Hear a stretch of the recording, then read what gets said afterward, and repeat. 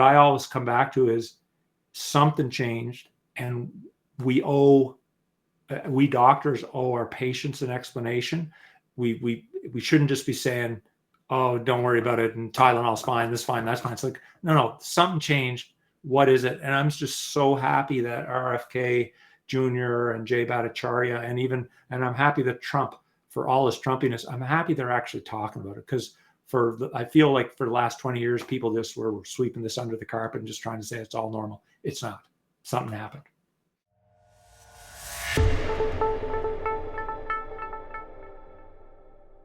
What's up, everybody? Welcome back to another episode of Johnny Says So. And my guest today is actually returning to the program for the second time. Dr. Chis Milburn is here, and we could get into his backstory a little bit, but it's actually covered in a previous episode of mine. Chris was the head of emergency services for the Northern Zone in Nova Scotia and Cape Breton when he was fired for speaking out against the unjust lockdown mandates, vaccine mandates that happened during COVID. He's always truthful, and he's never afraid to jump into controversy. So I wanted to get your take on the situation unfolding in the United States with the Trump administration and the recent advice about Tylenol. So, Chris, welcome back to the show, man. It's an honor to have you. Hey, listen, it's an honor to be on once, let alone twice, so thanks for having me back. No problem, dude. Yeah, so when we spoke last time, you revealed to me that you were actually 1 degree of separation from the now director of the NIH, Jay Bhattacharya. So you actually have sort of like almost a personal connection to this story, and so I want to get that right out of the way with. I don't believe you have a bias when covering this. But tell me what's going on, because you wrote a very interesting article for your Substack.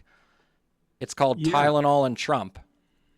Yeah. So firstly, I'll say, so Jay Bhattacharya was this keynote speaker at our first conference that we held. He came all the way to Cape Breton and spoke for us. I got to meet Jay and picked him up at the airport, and I can say he's a wonderful man. I also have one degree of separation from RFK Jr. I was actually on his podcast. He interviewed me on his podcast. So I got to, kind of meet him before and after the podcast by, over the internet, and got to do a podcast with him. So, I feel a little bit of a connection to these guys. I'm not biased for or against them in terms of, the science to me is just the science. I think RFK Jr. probably gets some things wrong, some things right. I get some things wrong, some things right. We can argue about it. That's science. But I think both Jay and RFK Jr. are really good people who are actually searching for the truth, which I don't think was true of these organizations prior to them. I think these organizations got very corrupt. They basically became an arm of Big Pharma designed to sell us drugs or even force us to take drugs, in the worst case scenarios. So the Tylenol and Trump thing, it was quite interesting to me. Trump, in very Trumpian fashion, right? Trump is Trump, and he said, "Oh, I'm going to have this big announcement, and it's going to blow the world wide open." And then he came out and said, basically what he said, if you look at his statements, was Tylenol might potentially figure in the development of autism if taken in pregnancy or early in childhood. So therefore, especially for pregnant women, we advise that you should try to avoid it if at all possible, unless you're really, really stuck, and then you could probably take it. So that's the wording of it. So I think it's controversial largely because of the way that Trump talks. People on the left side of the political spectrum already hated Trump, said, "Oh, look, this is just another Trump thing, and he didn't really have any big news, and he's overselling it," and et cetera, et cetera. That part, I kind of can see that. Trump is Trump.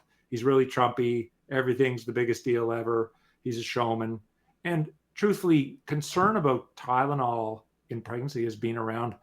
I think I first read about it. It's got to be at least 10 years ago, maybe 15 now, that I first read, maybe this has a bad effect on the developing fetus. So that's not new. My understanding is that if you buy Tylenol in Europe, in the fine print, the package insert, it says if you're a pregnant woman, you may want to avoid this because there's some evidence that it can promote neurodevelopmental disorders, right?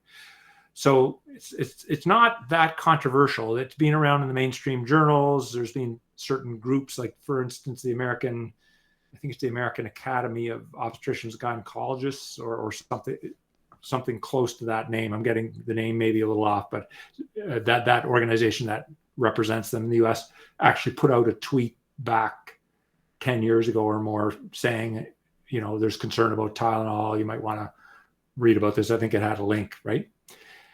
So so all of that to say, Trump said something which is not really controversial, is not really a big deal. Women can still take Tylenol if they want. They're not outlawing it or taking it off the market. They're just saying you may not want to take this if you're pregnant. There's a bit of concern about it. But what happened, of course, there are so many people now who just hate Trump so badly that whenever he makes any statement on anything, they become completely unable to be rational anymore. So if Trump said, for instance, that I don't think you should drink 3 quarts of whiskey while you're pregnant, I'm sure that there's a bunch of Democrats who just go and buy 3 quarts of whiskey and say, I'm going to drink it anyway and it won't hurt my baby. And they'll suck it down because they want Trump to be wrong so bad. Yeah, sadly, I believe that. Yeah, we sort of saw that with the Tylenol reaction, right? So a lot of the people listening would be the kind who are tuned to that. And it was quite amazing to me. So some of the same organizations and the news outlets who had stories about Tylenol being a concern or had put out statements about it being a possible concern, suddenly they went on and on like loonies about how Tylenol is wonderful and is somehow like they called it a necessary drug. It's never necessary. It's a discretionary drug. They call it this necessary drug. They almost talked about it as if Trump was taking away somebody's chemo and they're about to die of cancer. Whereas it's just a drug. It's like you have a headache, you could probably put up with it, or just take a Tylenol. It's not a necessary drug, but people just went bananas and everything got polarized. And what got lost and everything was the science. And the science says, yeah, we're not sure yet, but there's some studies that would point to some concerns. So, if you really don't have to take it, you probably shouldn't take it if you're pregnant. Now, I think that's really good advice. It has been good advice for 20 years, and it remains good advice for people on the left. Even though Trump said it, it remains good advice for them too. Yeah, well, you hit the nail on the head when he said, even though Trump said it. I think the big failure of the Trump administration in this whole, this matter and this announcement was to not have Trump say anything about it. You know what I mean? They should have stuck with RFK or maybe even Jay Bhattacharya. You know what I mean? Like, as soon as Trump gets up there on TV, you're absolutely right. These leftists will be visibly pregnant and they will start taking too many Tylenols just to, own the Trump administration. And, satire, you brought this up in your Substack, but satire is often the best way to address this because there was that hilarious Babylon Bee article that says pregnant women begin downing Tylenol in hopes son will start an electric car company and become a billionaire. So that's exactly what's going on, man. Yeah, and to your point about, this not being new news, it's true. I mean, this flew under my radar completely, but yeah, all you have to do is Google search before a specific date, and this has been talked about ad nauseum over the last decade. In fact, CBC, who has put out quite a few articles demonizing Trump for his quote-unquote irresponsible advice about not taking Tylenol, I dug up a story from 8 or 9 years ago, an actual CBC News report about a possible link between autism and, neurodevelopmental disorders. So you're absolutely right. This has been around for a long time, and Trump derangement syndrome is indeed getting in the way of science. Not science trademark, but actual real science. So what do you suppose, besides, somehow trying to own Trump, what do you suppose would be the motivation behind the media to not want this story out there? Take Trump out of the equation, for instance. Like, do you think Big Pharma doesn't want this out there? For sure. I think there's big pharma interests who don't want this out there. My take on it is that in one of the other things that's changed. So it's clearly mostly just an anti-Trump thing, I think. But there is this other kind of shift in our mindset, especially since COVID, that big pharma is good. Big pharma can do no wrong. The medical system is wonderful. All of these drugs that are out in the market, they're just these wonderful things that are there to help us. It's a loss of skepticism, a loss of healthy skepticism towards the modern medical system, right? Like, and here I am, I'm a doc. I work in the modern medical system. I chose to go into it. I do think it offers some amazing things. Like, you look at, if you were in a motorcycle crash in 1955 versus now, the odds of you getting your life saved and getting your, horrible femur fracture fixed properly and whatnot is just, gone up. The odds have gone up hugely because we're so much better at caring for certain things now. Let alone comparing to, say, 100 years ago or more, where if you got an appendicitis and you lived out in the woods somewhere, you're probably just going to die with it. And now we can do all these amazing things. But medicine is overpromised and oversold. And then when pharma got its dirty fingers into the regulatory agencies like Health Canada and the Food and Drug Administration in the US that approved drugs, then all bets were off. And necessarily, for very good reason, people got more and more skeptical of big pharma through the 70s, 80s, 90s, especially. There was this rise of skepticism towards them.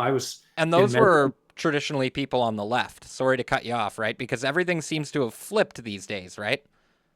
Absolutely, 100%. Yeah, absolutely. So when I was first graduating, first starting to see patients in 99, I remember I had a few, anti-vaxxers, parents who were like, Dr. Milburn, I really don't want to vaccinate my kid. What do you think? And I was pretty easygoing, but I was like, well, you know what, I think you should, because back then I was really indoctrinated. Like, I thought they were great, but I think you should. But, some people decide not to. It wasn't that big a deal. But all those people were crunchy granolas, right? Absolutely, They were the people living off grid and in some commune and trying to grow organic vegetables and make a go of it and all that. They weren't hardcore right-wing crazies. These were the left-wing granolas. And like many things with Trump have flipped like that, right? Now that Trump is coded as right-wing in people's minds, the left-wingers will automatically oppose him. So I grew up in a very NDP family. And you're way too young to know this, but there was an election in the 80s. It was with the free trade election.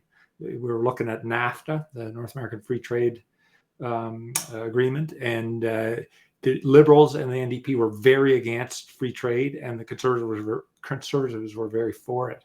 So left-wing people were anti-free trade. They were anti-globalism. They were anti-open borders because they knew that was bad for people on the bottom of the income spectrum. If they had all these immigrants pouring into your country and competing for the labor jobs and whatnot, it was going to drive wages down. But now all these things, you look, and they're all kind of right-wing coded. If you want to close the border, oh, you're a right-wing extremist. It used to be that you were a left-wing extremist. You don't want rampant immigration. You don't want free trade and globalism. You must be some kind of right-wing extremist. So the left-right has flipped really since Trump, and very rapidly. And this anti-big pharma thing has flipped too. It's now right-wing coded rather than left-wing. Yeah, for sure. And there's another angle to this too, as far as like why the story, the pharmaceutical companies would want it buried. Not just the pharmaceutical companies, but the medical establishment in general. Just the implications of this news being true. And, you have advertisers, doctors, pharmaceutical companies that for years have been saying it's safe and effective to take. All of a sudden, to think that it might be responsible for neurodevelopmental disorders, that's a pretty big pill for people to swallow. And they might not necessarily want to believe it. And for people who have been taking these products themselves to think that they may have unknowingly contributed to this, you know what I mean? Absolutely. And one of the things too that kind of went through my mind as you're saying that is, like there's no question that there's a lot more autism now. So I'm getting to be an OG. I'm 56 now. When I was a kid, it wasn't a big thing. Now, part of that, some people, again, one of the left-wing tropes, since Trump has talked about Tylenol, one of the left-wing tropes is there's not really more autism now. We're just calling things autism that we didn't used to call autism. So a bunch of kids who weren't autistic 30 years ago now are, but that's just the way we label them. And that is not true. Severe autism, the kind where kids are pooping in a diaper and banging their head off a wall and nonverbal, that is way, way more common. And so one of the questions is why, right? We should be curious as to why. We should be curious as to why. And another thing I'd like to say to that too, as we go into this, because it's very understandable that people would have this reaction to it, because in their mind, like I'm thinking of, parents of people who are profoundly autistic. In some of these people's minds anyways, they might think that talk like this is somehow trying to diminish their children's existence, or maybe certain people might want them, I hate to use this language, but eradicated, which I find is completely ridiculous. I think the RFK and Jay Bhattacharya and these people, they mean well. They would like to get to the bottom of this. And do you see where I'm going with this? Like, I just feel like there's a concerted effort on the left right now to dismiss any of these questions as insensitive to people who are on the autism spectrum, which I think is absolutely ridiculous. It is, and yeah, one of the tropes that's come out of the left wing since the Tylenol announcement is basically trying to normalize autism. Say autism's fine, autism's normal. If somebody has autism or not, it's all great. You're a wonderful person anyway. And I totally believe in the sanctity of every individual. I don't think that we should go around killing or abusing people because they're handicapped. But on the other hand, we shouldn't want people to be handicapped if they don't have to be, right? I don't know if you know this, you may not, but there's actually been a little bit of a move in this when they started to do cochlear implants for deaf people. And they basically cure deafness. You take a deaf kid who's born deaf, you put a cochlear implant in, and he can hear, and he grows up as a hearing person with all the advantages that come with that. But the deaf community, there was certain percentage, certain segment of the deaf community who was against cochlear implants because they said, well, deaf people are fine. We're fine. And it's true, they are fine, but there are great advantages to hearing as opposed to not hearing, right? And just like in the same way, if you're going to have a kid who's going to be nonverbal, aggressive, need to be medicated their whole life so that they don't hurt themselves or others and live in a care home, versus maybe go out and have a family and have a job and contribute to society in some positive way, why would we not choose the latter, right? But the left wing was actually just trying to normalize autism. Well, yeah, but one thing I will say, though, that I have heard, which actually makes a lot of sense, is I've heard it argued that we actually did have the same levels of profound autism, 40, 50 years ago, but we would just institutionalize those kids. You know what I mean? Like, because there used to be insane asylums that children would go to. Because nowadays you have resources, right? Like if somebody has a child with severe autism, now they have help. They have resources. You know what I mean? When back in the day, it's very cruel to say, but some parents would just give up and institutionalize that kid. So there was a lot of that going on, right?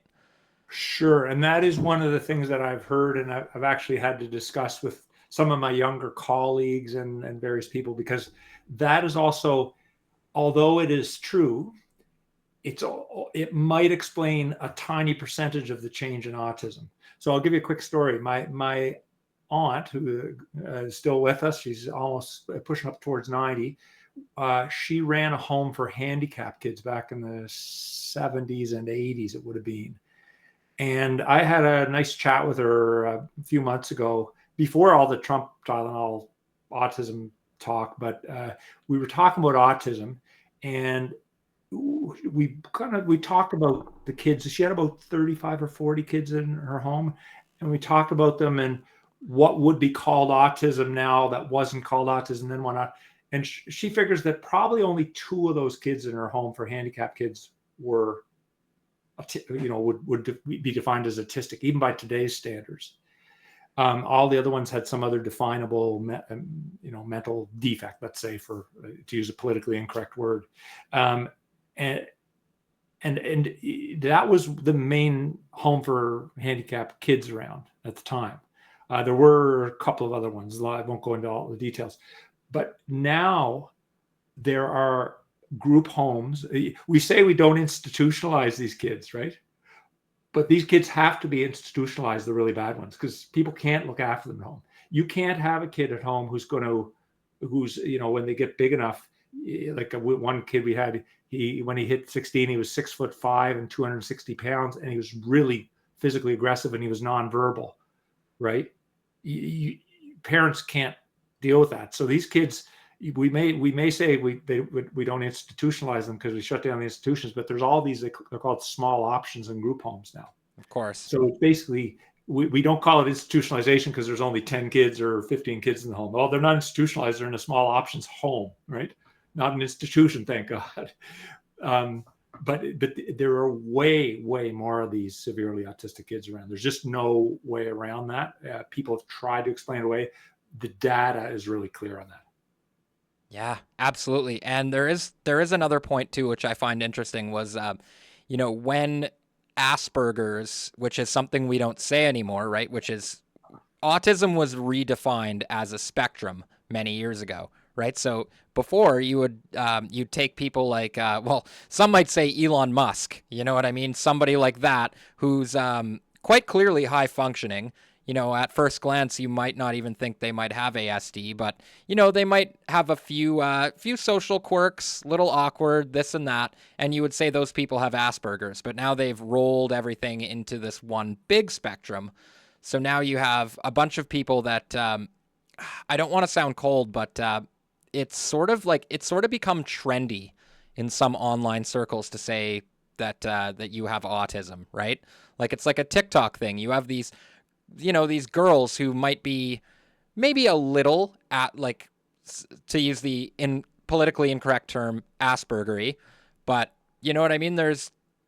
They can speak just fine, and clearly they almost don't seem to have autism in any way, but they're sort of jumping on this bandwagon because it's trendy and it's in right now. So you have a huge percentage of these people that may be driving up the numbers as well, right?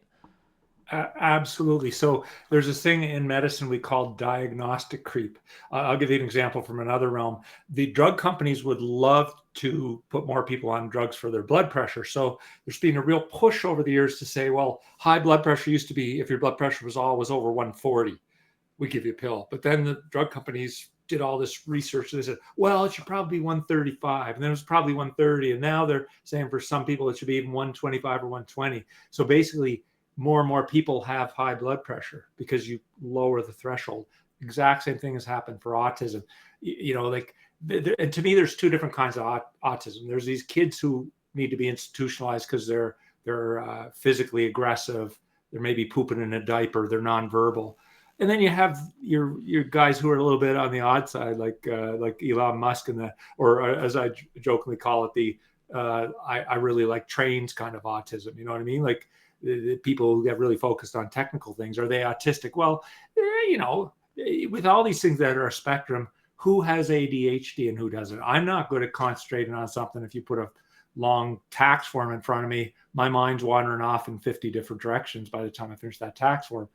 Do I have ADHD? Well, it depends on where you draw the line, right? It just depends on, like blood pressure, you're going to draw the line at 120 or 140, and then a lot more people have high blood pressure. If you draw the line at a different place for ADHD, you get a different number of people. And similarly with autism, and that's happened. So clearly part of the increase is that, but the fact that that's true doesn't change the fact that there are a lot more severely autistic kids.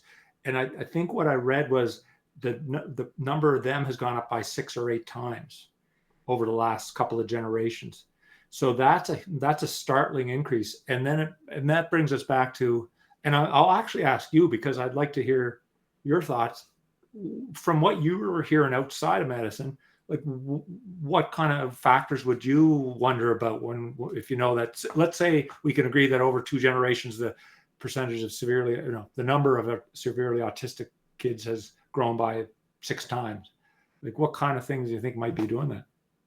I don't know. And that's why I find the topic very fascinating. I've heard, well, obviously this Tylenol connection now is in the news, the overdiagnosis. And one thing I've observed as well is, I don't know if this is true in the broader society, but in Nova Scotia, we actually have an EPA crisis. Like we do not have enough EPA stuff. EPA is, for those that don't know, they're the teacher's assistants that work in classrooms specifically with autistic children and kids with other needs as well. And, they went on strike a couple of years ago, and basically any kid who needed their services, they were forced to stay home because obviously the teachers can't deal with them.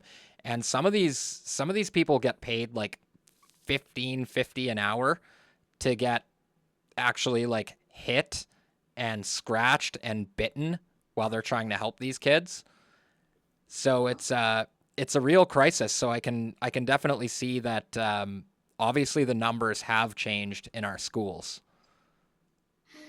because it could be a factor that it's a hard job to do and they're not paying enough, so there's less EPAs, but the demand for them is just skyrocketed over the last couple of years. It has. Every teacher, my sister-in-law just retired from teaching after a long career, and any teacher will tell you that there's way more autistic kids now than there were 10 or 20 or 30 years ago. Just the number of them in any school, every principal can tell you that. And again, not just the I like trains kind of autistic, but the I'm really, really aggressive, poor verbal skills, very poor social skills, need a special teacher's aide or whatever. Yeah. Yeah. So anyway, to circle around, the reason I was asking you first what you thought is because a lot of people have heard things through the news, through the zeitgeist, through the internet, Twitter, whatever. But there are many different theories on the rise of autism, and I'll give you them because they're pretty interesting. So one is assortative mating. This is one of these popular theories. I don't put much weight in it, but it might be a bit true. It's basically that even if you go back, say 50 years, people tended to marry somebody from their community. People didn't travel as much. There was no internet to meet people on. There was no Tinder. So you just kind of met somebody at a whatever church group or school or whatever, and you got to know them and you married them. But now weird people can meet weird people. People who like trains a lot can meet people who like trains a lot on the internet, and then they have kids. And so you get these genes for kind of being weird and focused and technically geeky, and you get 2 of these geeks meeting each other and marrying each other, and it probably passes those genes down. So that's one of the theories, is assortative mating. That's one thing. I want to continue with your different theories as to why, but I'm glad you brought up genes, because that's another thing. After the Tylenol, let's call it the Tylenol debacle, the pushback that I've been hearing on the internet to this is like people would say, well, autism's genetic. It could possibly have nothing to do with Tylenol. But I would like to say that that is a good point. Like, there's a good body of research to suggest that autism is indeed genetic. That doesn't necessarily mean that Tylenol couldn't be a factor, right? I'll give you an example because, obviously psychedelic drug use is a bad idea if you're predisposed to schizophrenia, right? So you can't exactly say that taking LSD causes schizophrenia, right? But to the same point, if you have a family history of schizophrenia, or you're maybe latently schizophrenic yourself, taking a bunch of acid would be a bad idea, right? So there's that factor to it as well, correct? Absolutely. So I'll say I'm smiling when you're talking about the genetic thing, because I think it's really kind of a hilarious attempt at a cover up, because to me it's the same argument I've heard. There are many people in medicine and many organizations, funding bodies, who funded a lot of research into the genetics of obesity, right? And it's clear after all kinds of research that obesity is partly genetic.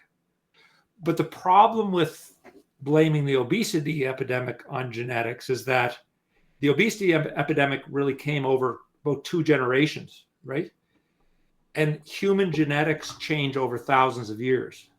We didn't develop obesity genes over 2 generations. We developed our genetic code over millions of years, and it really take quite a while to change that. It takes quite a while to change that. So to take something that rose over 30 or 40 years and call it a genetic problem is actually quite funny when you understand how human genetics work. It doesn't explain anything, because we basically have the same genetic code that we did when people had far less obesity and far less autism. So it's a laughable non-starter as any kind of explanation. Does it mean that there's no genetic predisposition to obesity or to, in this case, autism? Absolutely not. You can have a genetic predisposition, but something had to have changed for the rates of it to change so much over 30 or 40 years, right? So that's just has to be that way.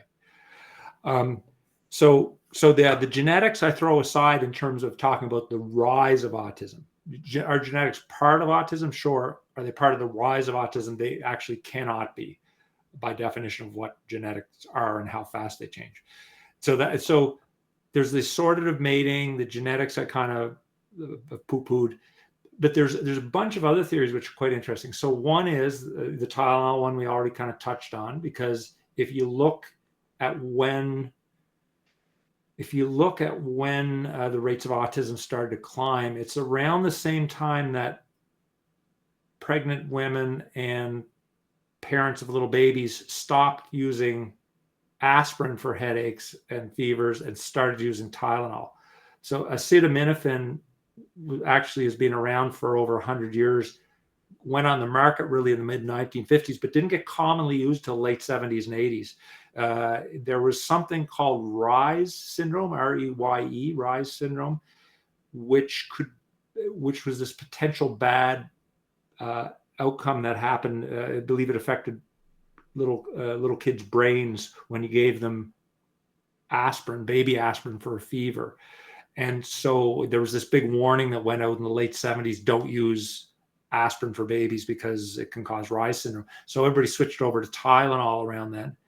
And coincidentally, that was when autism started to rise. Now, it may honestly be a coincidence. We don't know, but it's suspicious. Also, autism started to rise around the same time that psychiatric medications became much more common. We started using drugs called SSRIs, Prozac and whatnot. And a lot of pregnant women don't stop them at all, because they were so worried they'll get depressed, or they stop them after they found out they're pregnant. So the baby may have been growing for a couple of months already in the womb, and then they realize, oh, I missed a period, I must be pregnant, and then they stop the drug. So the baby's being exposed early in pregnancy, which is the really critical development time. So SSRIs are potentially implicated. Vaccines, the vaccine schedule changed hugely through the 1970s and 80s. We started to vaccinate kids for a lot more illnesses and vaccinate them earlier and combine vaccines and whatnot. So we don't really know what we're doing to kids' immune systems. I've heard a number of parents now talk about their kid developing normally until they're a year and a half old. They got vaccinated. They got really unwell right after the vaccine. In some cases, even on the drive home, they started to develop a fever, and then they were never the same again. They became autistic. Now, is that true? Is that the cause? I don't know, but I've heard the story enough that it kind of worries me now. The other thing that I'll tell you that was really interesting and will be news to people listening is when I was first in med school in 1993, the autism was just becoming a concern, but we didn't hear much about it yet. It hadn't really risen very much. And we learned about autism as something that kids were born with. They were born different.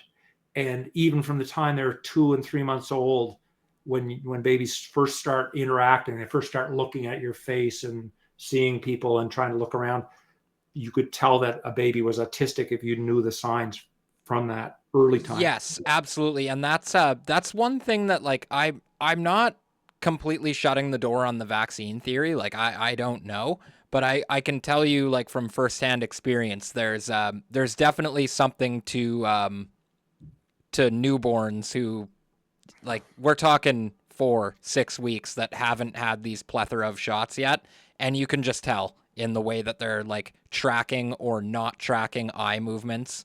Like there are definitely some like early indicators that you can tell, like some kids for sure, like before they get inoculated with all these shots, like the indications are there for sure. They are, but my the other part of that I was going to tell you is that was what we learned about autism in 1993 when I started med school. But within about 10 years, the story had changed. The story was, oh, no, no, no. It's really common for kids to have this, and I believe it's called regressive autism. They're born normal, they develop normally. By a year, they're smiling, laughing, talking. But then suddenly around a year and a half, they start to go downhill and they develop autism. And that to me was new. And my wife and I went over that way, but we collect historical medical textbooks. And you can't find this on the internet because the internet is kind of like, everything goes down the memory hole. It's George Orwell's never could have imagined anything as bad as the internet for information.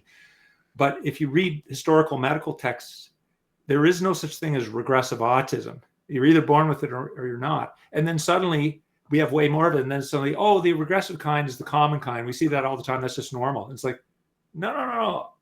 I'm old enough to know that it didn't used to be a thing. And now you're saying it is. And it's yet another thing that tells me I believe there's some kind of environmental factor. I don't know what it is, but our genetics didn't change. We're still human beings. We're only a couple of generations later. We're not just diagnosing it more. There is more of it.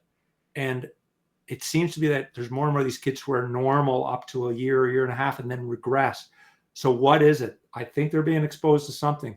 There's other theories too. Is it the terrible food that we feed kids, all this weird processed food with strange fats and strange chemicals and things that do odd things to their brain? Is it too much time on screens that actually changes kids' brains? They start, the parents give them an iPad at 1-year-old to entertain them, and next thing, the kid's brain just wires differently and they become autistic and less social because they're staring at the screen all the time. All these other things I mentioned. Is it Tylenol? Is it vaccines? Is it some other chemical in the environment, pesticides, whatnot? The answer is we don't know. There's a dozen really good plausible explanations, many of which correlate. We call it temporally, time-wise. It's right timing. The change from aspirin to Tylenol, the rise of vaccinations, certain food additives that weren't present in the 1960s and then were later. There's all kinds of things that are candidates. But what I always come back to is something changed, and we doctors owe our patients an explanation. We shouldn't just be saying, oh, don't worry about it, and Tylenol's fine, this fine, that's fine. It's like, no, something changed. What is it? And I'm just so happy that RFK Jr. and Jay Bhattacharya, and I'm happy that Trump, for all his Trumpiness, I'm happy they're actually talking about it, because I feel like for the last 20 years, people just were sweeping this under the carpet and just trying to say it's all normal. It's not. Something happened. Yeah, I think that's a very good way to put it. And I'll say it again. I think Trump didn't do anybody any favors by talking about it. I think he should have just left it to, to his experts that he hired. Just the way the media reacts to him. You know what I mean? Like just this whole TikTok phenomenon of pregnant women taking Tylenol just to own the conservatives. It's just so reckless and like almost profoundly evil. But yeah, no, like as far as the mechanism behind how Tylenol could possibly be connected to the rise of autism, you do get into it a little bit in your Substack, but do you want to just give people, like, maybe dumb it down a little bit? Like, what is, like, I know like these studies don't admit fully that there's like a comprehensive established link between Tylenol and autism, but like what is the hypothesis for the method that acetaminophen could be a factor in this, whether it be like from the pregnant mother or maybe an infant themselves taking Tylenol? Sure. And I will necessarily have to give a dumbed down version because I couldn't get up on a chalkboard and write down all the chemical names and everything. But what I can say is, so Tylenol, and many people might know this, Tylenol, if you take an overdose of it, you can get liver failure and die. because Tylenol is processed by your liver. Other drugs we just pee out. You take in a drug, it circulates in your system, it does what it wants to do, and as it's circulating, you start to pee it out, and then after a few hours later, it's gone. You need another dose if you want some of it in your system because you peed it all out. But Tylenol is processed through the liver. And the way our liver processes things to get rid of it is it takes certain chemicals and it will attach another chemical onto it. And by doing that, it inactivates it, or it causes it to get excreted out in the bile and we poop it out, or there's different ways. But basically, the liver will process that chemical into another chemical by taking something off it or adding something onto it so that it can get out of your system. One of the chemicals that Tylenol is processed into, the liver will add on another chemical onto it and attach onto it, and it becomes this toxic chemical which can actually be toxic to the brain. It can be damaging to neurons. And under certain circumstances, and those circumstances could be like, let's say you combine it with certain foods, with certain other medications that you might be on, or you're dehydrated and you're not peeing out that special chemical fast enough and it builds up in your system. So under certain circumstances, conceivably, this chemical could build up to levels where it can actually damage your neurons. So there's what we call biological plausibility.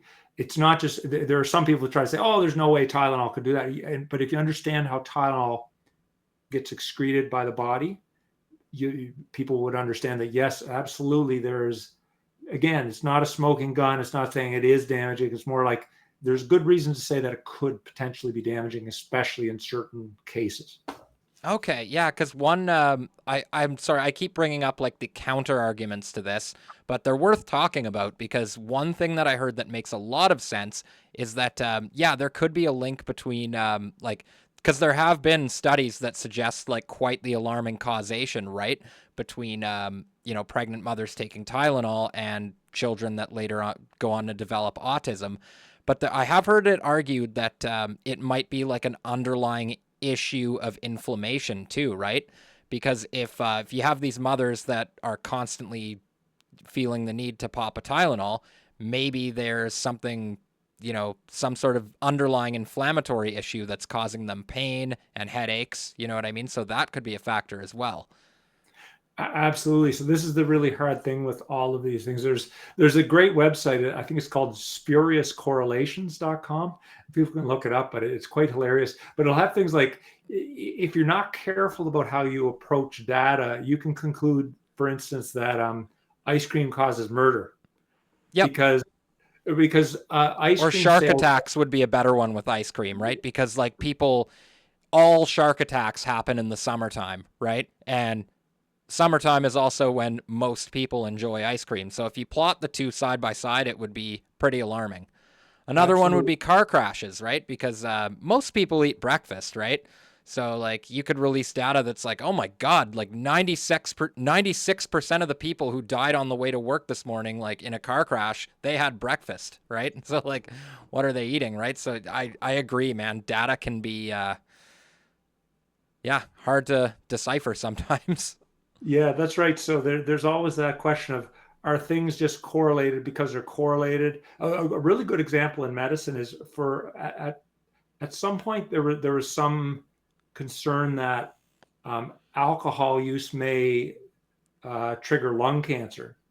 But what it turned out when they got enough detailed data, what they found was that no, it's just that people who are big drinkers tend to smoke more, and that was it. So it wasn't a causative link. It was an associative link, what we call an association, but without causation. And so there's so many things like that. So with the Tylenol one, it is complicated because people have to be taking Tylenol for some reason in the first place. And so is it the fact that the mom was getting blinding headaches through her pregnancy that caused the baby to be autistic because she had high levels of inflammation from whatever was causing the headache? Or was it the Tylenol that she took to quell the headache? And the answer is that's really hard to sort out, and it will require further study and further argument. And one study, if you do a study in one way, you get one answer. You do it slightly differently, and you look at slightly different data, and you get the opposite answer. So that's why there's been lots of opportunity for people on both sides of this argument. I have friends who are very good people, very reasonable doctors, who have said, no, I don't believe there's any link between Tylenol and autism. And then I have other people say, yeah, no, I think there might be a link. And my opinion is, I don't think there's enough data to say 100% either way yet. I think we can say that it's not the cause, but I don't think we can say it's not a cause. And that's exactly why I wanted to get your perspective on this, because I've had you on the show before, and when I got the notification, because I follow your Substack, so I was like, oh, geez, he weighed in on the Tylenol Trump thing already. I want to read this. One thing that jumped out about your perspective is I find it very nuanced and balanced, but you use this word that I want you to explain to people. You call it the precautionary principle, right? That should be like one of the cornerstones of medicine, is it not? Like, I'm just asking. I don't know, but you're the doctor here. But it sounds pretty important. So, what is the precautionary principle, and how does it relate to this matter? Yeah. So the precautionary principle is the idea that you don't forge ahead and do interventions without really knowing the potential downfalls. Right. A good example in fresh in people's minds would be the COVID shots, right? The precautionary principle would have said, don't give these shots to people yet. We don't know enough about them. They haven't been on the market long enough. We don't know the long-term side effects. We don't have a bunch of different age groups and know that it could be good for one age group and bad for another. We don't know that yet. So don't use them yet. Don't, or at least if you're going to put them out there, tell people they're not studied properly yet. That's the precautionary principle. And especially with pregnant women, the precautionary principle is huge in medicine. We always tell pregnant women, if they say, hey, is it safe for me to take, what's a good example? Is it safe for me to take Prozac during pregnancy? I always tell people, you know what? The answer is we don't know for sure, but there may be some harms from it. There's some studies that say there's harms. There's other studies that say it's safe. Overall, I would tend to avoid it just for safety's sake. If you're not sure, avoid it. That's the precautionary principle. And it's always been a big part of medicine, but a huge part of obstetrical medicine, a huge part of caring for pregnant women.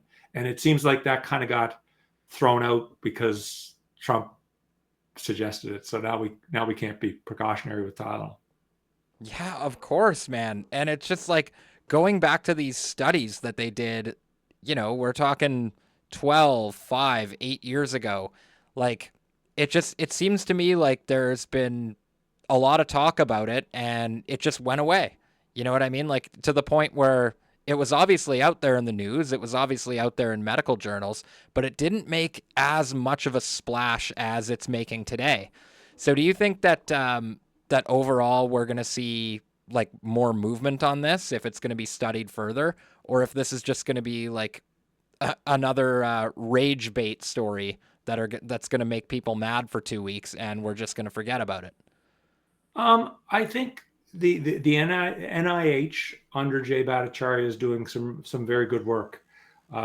They've moved away from being a rubber stamp for industry and just a way for industry to get money from the government to make more products to sell. And they're doing some real important work now, and they have a whole new cadre of unbiased scientists who are not just trying to sell us stuff, but actually want to know real answers to real questions.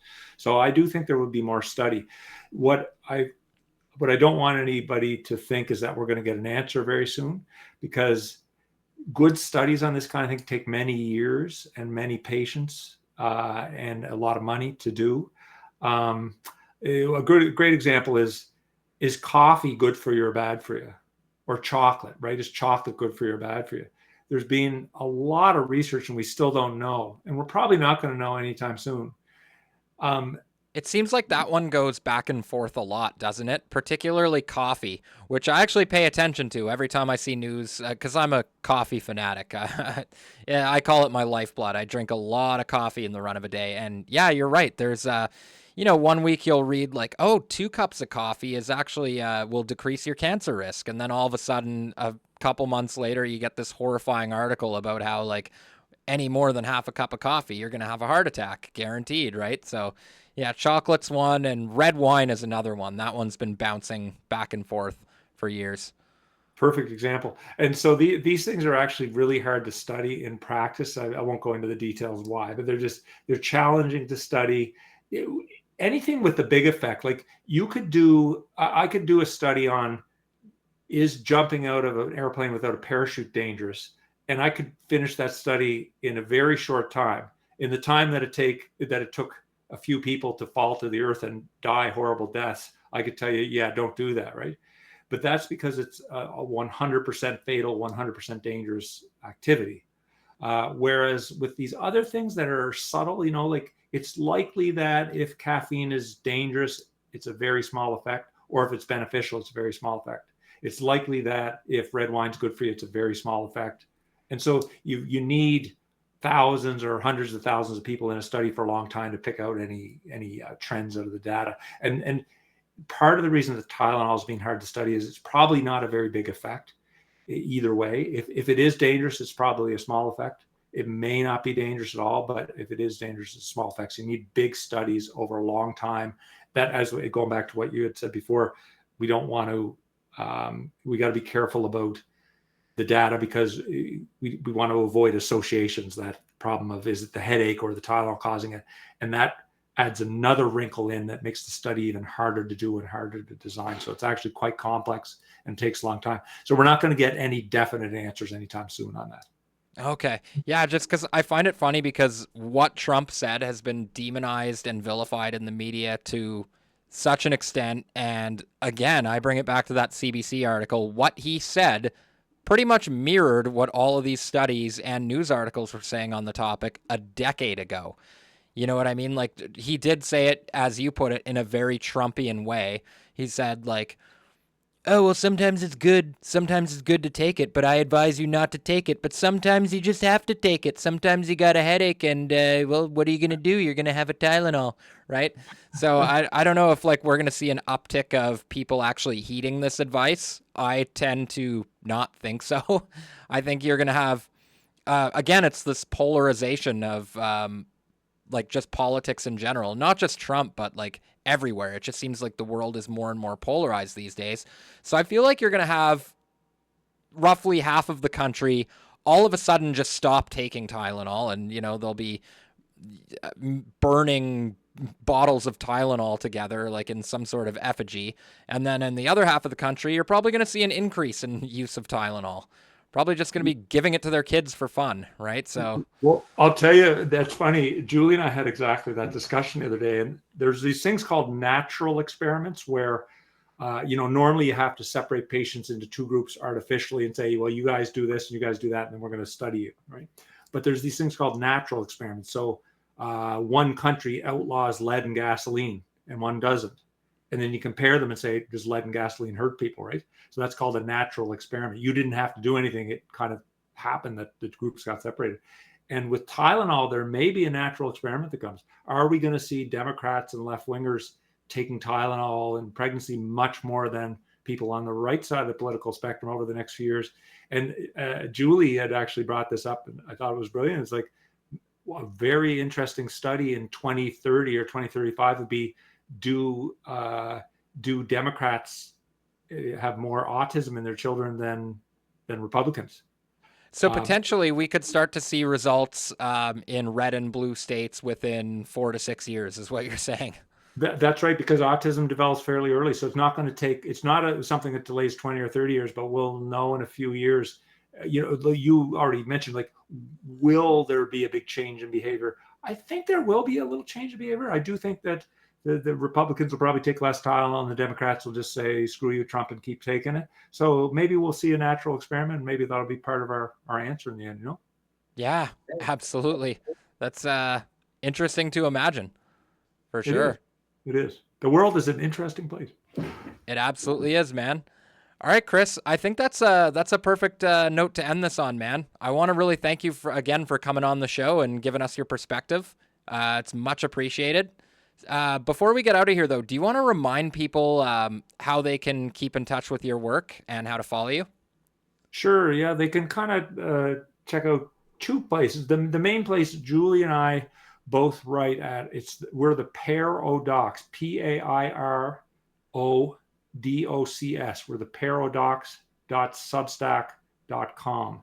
So, and you can follow us there. We got to always have a few things on the go. I do an occasional, I'm not prolific like you, but I do an occasional podcast interview with people over interesting medical subjects. We write opinion pieces like the Tylenol and Trump one and some other things. So you can follow us there, but also you can check out freespeechandmedicine.com, which is our organization that we founded a few years ago. Yeah, that's the one that I find really interesting because if you missed it in the start there, Chris actually invited Jay Bhattacharya to that one. So that's where that connection comes from. Yes, yeah, and Jay, and we've had a lot of really great speakers, and to my shame, I have the recordings of these speakers from our two conferences.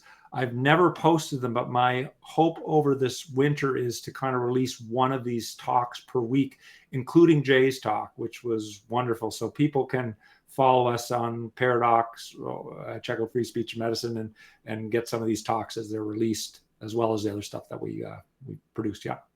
Awesome. Well, I'm gonna put links in the description of all that stuff for you guys, so you can follow Chris's work. And as always, it was great to have you on the show. And that's going to be it for me today, guys. So make sure to like, subscribe, share the videos, and leave a comment down below. What do you think about the Tylenol Trump fiasco? And as always, I'll see you in the next one. Peace.